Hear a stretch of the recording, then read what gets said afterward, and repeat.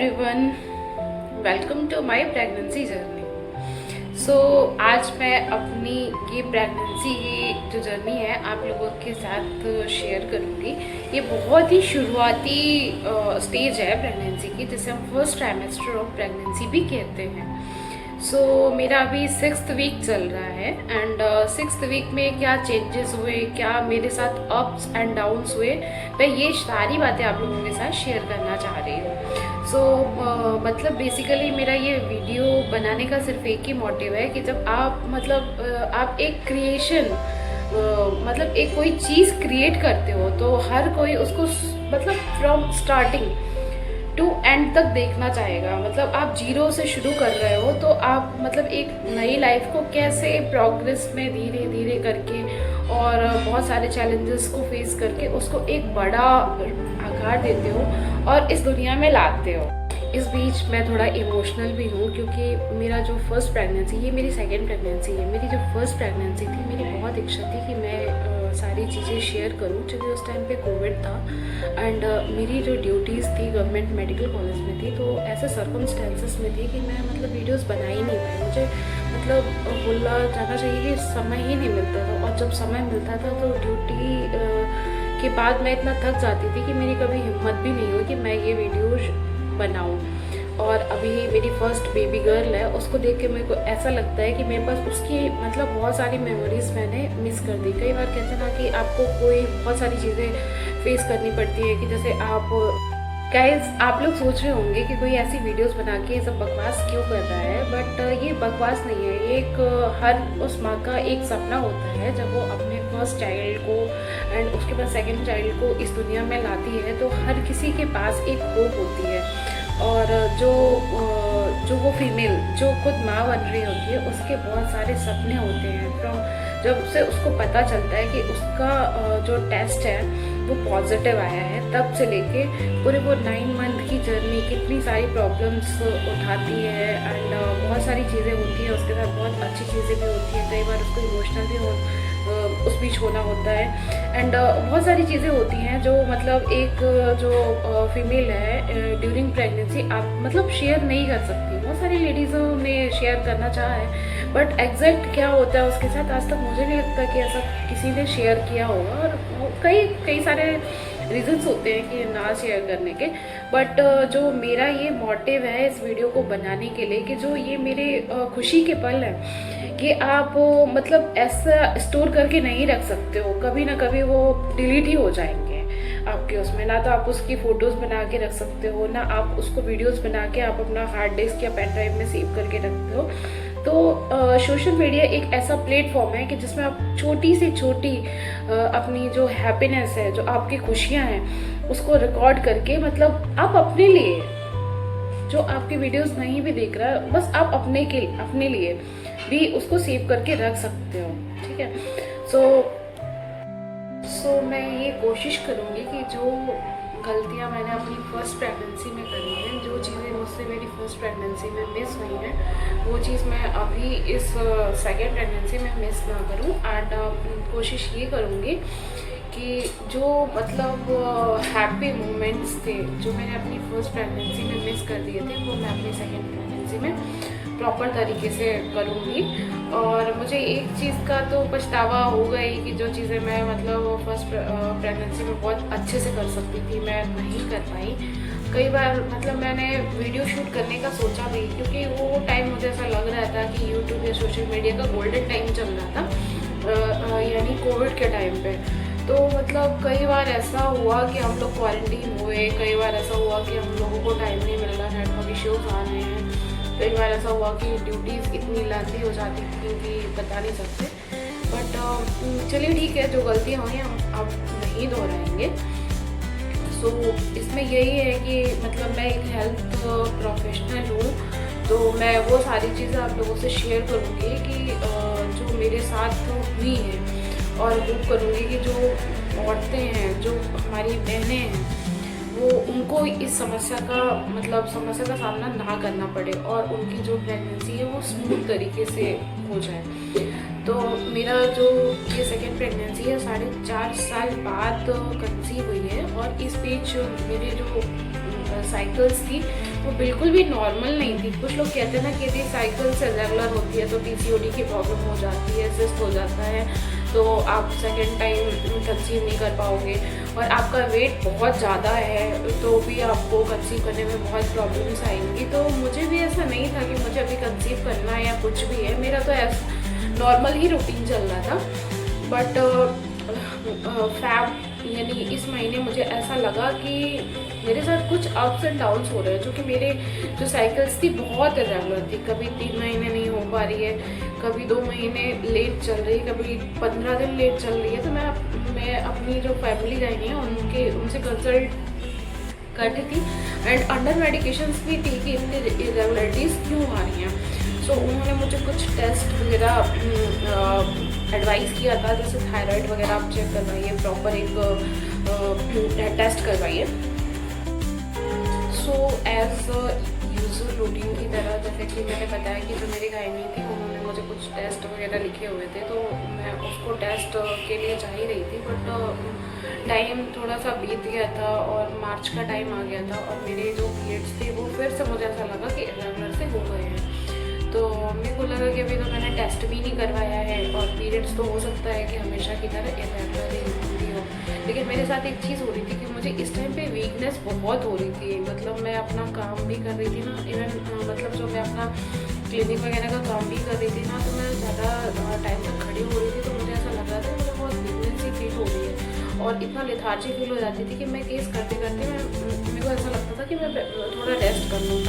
तो कई बार मैंने ऐसा किया भी कि मेरे पास पेशेंट ज़्यादा रहते थे तो मैं उनको मतलब नेक्स्ट अपॉइंटमेंट में उनको शेड्यूल करती थी और थोड़ा सा रेस्ट की तरफ ज़्यादा जाती थी। और उस टाइम मुझे नींद इतनी ज़्यादा आती थी कि ना मेरे को ऐसा लगता था कि मैं पूरा टाइम बस थोड़ा सा रेस्ट कर लूँ और थोड़ी मतलब काम का स्ट्रेस बोलो या फिर और कुछ भी बोलो, मुझे मतलब ऐसा इरिटेशन सा होता था कि मुझे अंदर ऐसा लगता था कि जैसे मैं कोई भी चीज़ करना चाह रही हूँ बट कर नहीं पा रही हूँ, क्योंकि मुझे ऐसा लगता था कि मेरे को वीकनेस हो रही है। जो कि हेल्थ प्रोफेशनल में वीकनेस हो रही है तो मेरे को पता है कैसे टैकल करना था। तो कहीं मैं कुछ ग्लूकॉन-डी वगैरह ले लेती थी या फिर कुछ मेडिसिन वगैरह ले लेती थी, तो मतलब थोड़े टाइम के लिए तो ठीक रहता था। But after few hours same condition होती थी कि मेरे साथ प्रॉब्लम फिर से वैसे ही स्टार्ट हो जाती थी। मुझे मतलब ऐसा लगता था जैसे मैं कितना अंदर से थक रही हूँ, मुझे अंदर से फीवर हो रहा है, मतलब पता नहीं और क्या क्या चीज़ें हो रही थी। तो बट मैं इस चीज़ को नोटिस तो कर रही थी लेकिन मान नहीं रही थी, फिर मैं कंटिन्यूसली वर्क में लगी ही थी। फिर एक दिन क्या हुआ कि मेरे जो पीरियड्स थे अपने जो टाइम से अप्रॉक्स फिर से वही 22 डेज लेट थे। तो फिर मैं अपनी गायनी को कंसल्ट किया कि मैम इस बार फिर से मेरे को वही प्रॉब्लम हो रही है और मुझे ऐसा लग रहा है कुछ बड़ी चीज़ हो रही है, कि हो सकता है सिस्ट वगैरह हो रही हो, पीसीओडी हो रहा हो, और या फिर मुझे थायराइड की प्रॉब्लम हो गई हो या फिर बाकी और चीज़ें हो रही हो। तो उन्होंने फिर से मुझे एडवाइस किया कि बेटा आप प्रॉपर अपना टेस्ट करवाइए। तो मैंने कहा ठीक है। फिर उन्होंने एक चीज़ और भी बोली कि मतलब ये सारे टेस्ट कराने से पहले आप एक यूपीटी करिए, मतलब प्रेगनेंसी टेस्ट करिए। तो मैंने कहा ठीक है मैम, मैं करके आती हूँ। सो मुझे नहीं पता कि मतलब मैंने क्या सोच के मैम के कहने पर मैंने यूपीटी यूरिन प्रेगनेंसी टेस्ट किया और वो मतलब अनबिलीवेबल रिजल्ट था। वो मतलब हम लोग एक्सपेक्ट भी नहीं कर रहे थे कि मेरे साथ ऐसा कुछ हो सकता है, और वो लकली पॉजिटिव निकला। ये हम दोनों के लिए थोड़ा सा शॉकिंग था कि मतलब इतने इरेगुलरिटीज़ वगैरह होने के बाद भी मतलब कैसे हो सकता है ये मेरे साथ। बट कहते हैं ना कि होप, जब आपको एक चीज़ मतलब होप इन द सेंस बोले कि हम लोग कोई ऐसा प्लान नहीं कर रहे थे कि सेकंड बेबी अभी चाहिए, बट ये भी था कि चलो यदि कुछ हो भी जाएगा तो अभी ठीक है, हो जाएगा तो हो जाएगा, क्योंकि पहला जो बच्चा है वो 4.5 साल का तो हो ही रहा था। तो फिर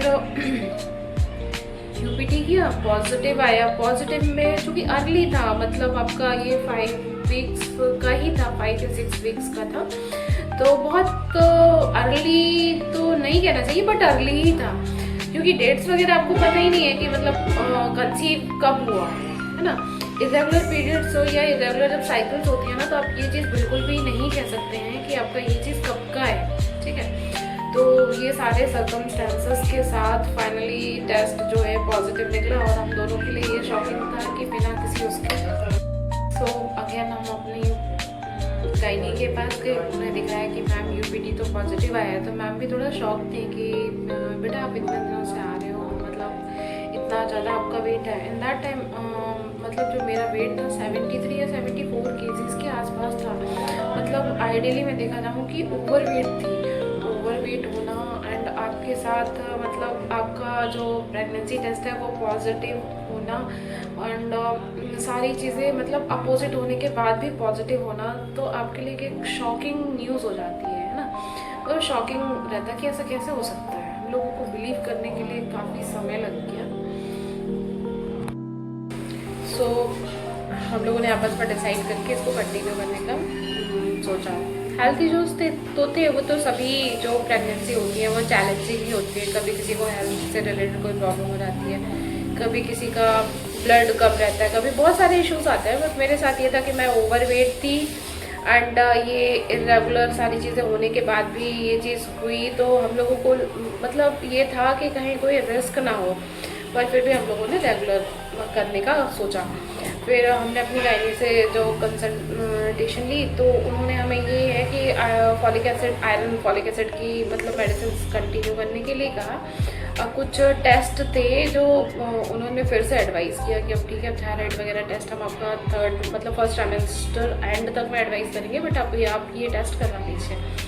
तो हमने कहा ठीक है ओके है। तो जैसे ही मतलब मैं 1 या 2 हफ्ते हुए ही होंगे तो एक दिन क्या हुआ कि मैं क्लिनिक में डेली रूटीन की तरह वर्क कर रही थी। तो मेरे पास एक बहुत ही लंबा केस है, एक्चुअली एक्सीडेंटल केस आया।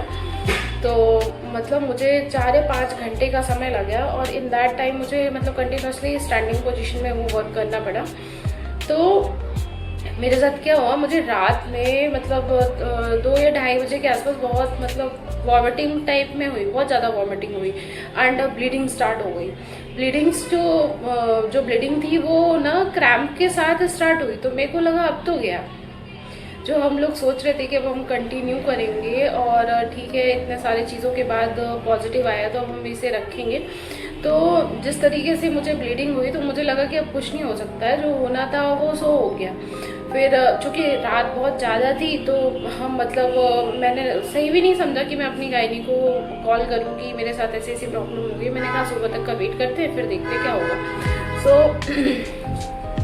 सुबह तक का वेट किया और मेरी ब्लीडिंग तो उस टाइम तक रुक चुकी थी, लेकिन जो मेरे साथ चीज़ें हो रही थी कि मतलब मुझे वॉमिटिंग जैसा फील होना और मतलब इतना पेन हो रहा था कि मैं उठ भी नहीं पा रही थी उस दिन। तो मेरी जो गायनी ने मुझे सोनोग्राफी के लिए एडवाइस किया। उन्होंने बोला बेटा आप TVS वर्जन करवाओ।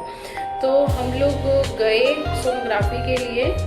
तो डॉक्टर ने कहा कि आपका जो मतलब प्रेगनेंसी है वो तो है लेकिन अभी फीटल पोल नहीं आया। तो ये हम लोगों के लिए थोड़ा सा शॉकिंग था एंड फिर मतलब जो मैंने रिपोर्ट्स थी अपनी गायनी को भी दिखाई तो उन्होंने भी कहा कि ये चीज़ नहीं होना चाहिए था। ठीक है सब कुछ हो गया, इम्प्लांटेशन हो गया, सब कुछ हो गया, बट ये इम्प्लांटेशन ब्लीडिंग नहीं थी। ये जो जिस तरीके से क्रैम्प के साथ ब्लीडिंग थी तो ये कुछ और ही था।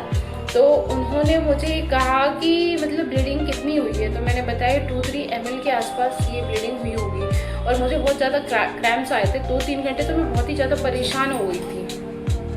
तो उन्होंने कुछ मेडिसिन दी, बोली अभी आप कंटिन्यू करो। और वो खुद भी थोड़ा सा डाउट में थी, मतलब वो डाउट में ये थी कि कहीं ऐसा तो नहीं कि अबॉर्ट हो गया हो और कहीं ऐसा तो नहीं हो कोई चीज़ मतलब दिक्कत हुई हो, कुछ भी हुआ हो। तो हम 2 हफ्ते के लिए और रुके। 2 हफ्ते के बाद हमने अप्रॉक्स 40 to 15 डेज़ के बाद फिर से TVS वर्जन ही सोनोग्राफी का करवाया। तो उसमें मतलब आप सोच भी नहीं सकते कि मेरे साथ क्या हुआ। तो जब मेरी फर्स्ट प्रेगनेंसी थी उस टाइम पे जो मेरा वेट था वो मेरा अप्रॉक्स 60 kg का था। मतलब पहली बार नहीं, 60 से भी थोड़ा कम था, 58 बोल सकते हो आप। और उस टाइम पे मैं मेडिकल कॉलेज में भी जॉब कर रही थी। तो मेरी जो जॉब टाइमिंग थी वो सुबह मॉर्निंग 8:30 से स्टार्ट होती थी एंड 2 o'clock तक जाती थी। मतलब 8:30 स्टार्ट होता था, हम लोग यूजुअली 9 बजे तक ही पहुँचते थे और 1:30 बजे वापस आ जाते थे। तो चूँकि कोविड था तो कोविड के टाइम पे क्या था, हम लोगों का मतलब 1 वीक का शिफ्ट होता था कि एक हफ्ते आपको करना है तो एक हफ्ते दूसरा डॉक्टर करेगा। तो आपको मतलब क्या डेली राउंड्स वगैरह का देखेंगे। आप भरोसा नहीं करेंगे कि जब मेरी पहली प्रेगनेंसी थी तो उस टाइम पे कोविड चल रहा था और मुझे मतलब बिलीव ही नहीं, इतना लाइट फील हो रहा था ना कि मतलब मुझे कुछ है ही नहीं। मतलब मैं पूरे 7 मंथ्स बोलना चाहिए इतनी एक्टिव थी कि मुझे इवनिंग राउंड्स भी लेना होता था, मॉर्निंग का ओपीडीज भी देखना होता था।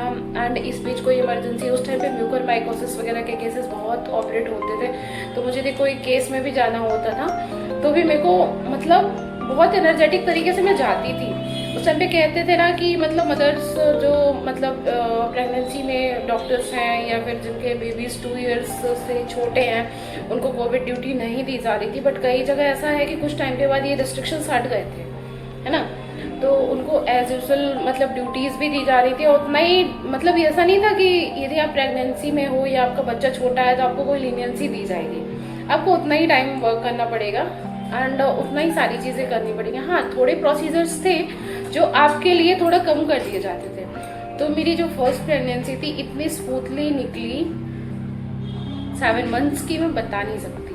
मुझे मतलब फील ही नहीं होता था कि मेरे साथ मतलब मेरे अंदर कुछ हो रहा है, मेरे अंदर एक न्यू लाइफ ग्रो कर रही है। लेकिन जो मेरी जो सेकेंड प्रेगनेंसी है अभी मुझे मतलब फर्स्ट ट्राइमेस्टर में इनिशियल टाइम पे ही हूँ, बट इतना ज़्यादा चैलेंजिंग हो रही है ना कि मतलब मैं अपना नॉर्मल रूटीन वर्क भी नहीं कर पा रही हूँ। मुझे मतलब हॉट फ्लसेस आते हैं, वॉमिटिंग आती है, वीकनेस होती है, मैं ज़्यादा देर तक खड़ी रहती हूँ तो मुझे ऐसा लगता है कि मुझे चक्कर से आ रहे हैं। मतलब बहुत सारी चीज़ें मेरे साथ हो रही हैं अभी। तो इस बीच सारे चैलेंजेस पूरे करने के बाद भी मैं इसको मतलब कंटिन्यू करूँगी, क्योंकि मतलब मेरी जो बेटी है उसको भी मतलब बहुत ही एक्साइटेड, हालांकि मैं मतलब बहुत छोटी है, बता तो दिया है कि मतलब क्या हो रहा है, लेकिन वो भी बहुत खुश है। तो देखते हैं, आप रहिए कंटिन्यू मेरी इस जर्नी में कि मतलब मेरा फिर से सी सेक्शन होगा या फिर नॉर्मल होगी। मैं तो कोशिश ये कर रही हूँ कि वजह से मुझे क्या क्या प्रॉब्लम्स हैं। एंड हेल्थ इश्यूज़ में देखा जाए कि मेरा वेट ही ओवर है, बाकी ना तो मुझे अभी फ़िलहाल बीपी की प्रॉब्लम है, ना शुगर है, ना थायराइड है। सारी चीज़ें जितने भी ब्लड टेस्ट रिलेटेड पैरामीटर्स है सारे ही नॉर्मल है ना। अभी कोई ऐसी प्रॉब्लम नहीं है कि जिसको मतलब देख के कोई भी गायनेकोलॉजिस्ट अभी ये कह सकता है कि आपका फर्स्ट सी सेक्शन हुआ है तो सेकंड भी सी सेक्शन ही होगा। तो मैं मतलब मैंने ये भी देखा है कि मैंने अपनी जो डॉक्टर हैं उनको चेंज करके भी देखा कि मैंने एक आध लोगों के पास और भी मतलब कंसल्ट किया कि क्या ही है। थैंक यू एवरीवन मुझे सुनने के लिए। और नेक्स्ट जो इन्फॉर्मेटिव चीज़ें हैं मैं अपने नेक्स्ट वीडियो में शेयर करूँगी। तब तक आप मेरे साथ वीडियोस को कंटिन्यू करिएगा एंड प्लीज़ मुझे सपोर्ट करिएगा कि मैं मतलब इन्फॉर्मेशन रिलेटेड वीडियोस बना पाऊँ। Thank you.